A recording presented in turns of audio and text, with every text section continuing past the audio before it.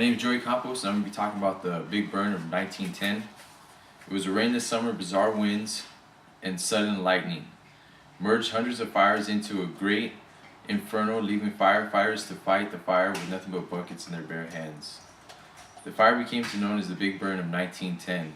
This incident took place in August of 1910 in Idaho and the Rocky Foresty Mountains of Montana. Great balls of fire rolled up the mountainsides and crowned fires from 1 to 10 square miles and 150 feet trees. Wind on that fire reached a horrifying 70 miles per hour, which would soon eventually put all the fires into one big inferno. A fire of such magnitude made the daytime appear as night. The early spring set stage for this magnificent fire. Temperatures had reached its highest point for the previous years. In May, the temperatures began to rise even more. In June, they received 1 inch of rainfall for the Rocky Mountains that split Idaho and Montana. And in July, the temperatures began to rise even more. In the previous years, anywhere from the winter time into June or July, they would receive anywhere from 60 to 100 inches of rain in those areas. So you can imagine how dried out the desert was.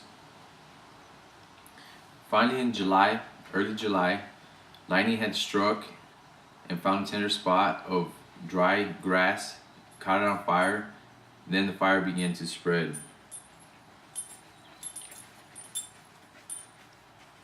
90 major fires began to happen in different areas, and 4,000 new recruits began to try to fight those fires.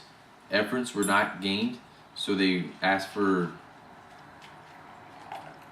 troops from the United States Army to come out and help. They received those troops. When the troops came, they thought it'd be a good idea to light dynamite for 60 hours straight to bring the rain, but it did not work. On August 20th, a cold front came with 70-mile-per-hour winds, brought all those 90 fires into one big, huge inferno, which burned 3 million acres. Then on August 23rd, another cold front had came and began to rain. The rain had eventually put out the fire.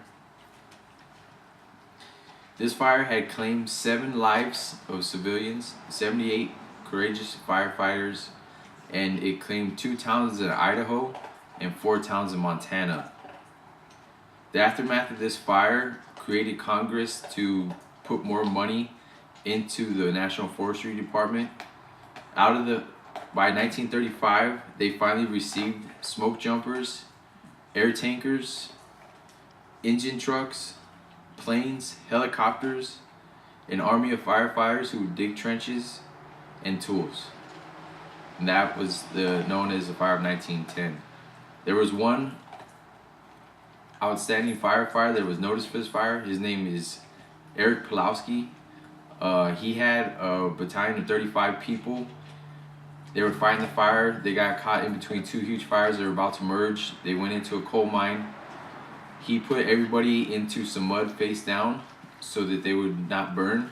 He went to the door and he stuffed it full of blankets and clothing and rock. And he sat there with buckets of water trying to put the fire out and keep the smoke out. He eventually passed out, filled his lungs full of smoke, which harmed him for the rest of his life. He went partially blind.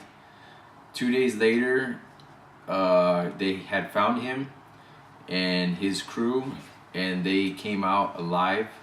No one died. And he eventually down the road created the Pulowski tool. That was the story. Thank you very much. Bye.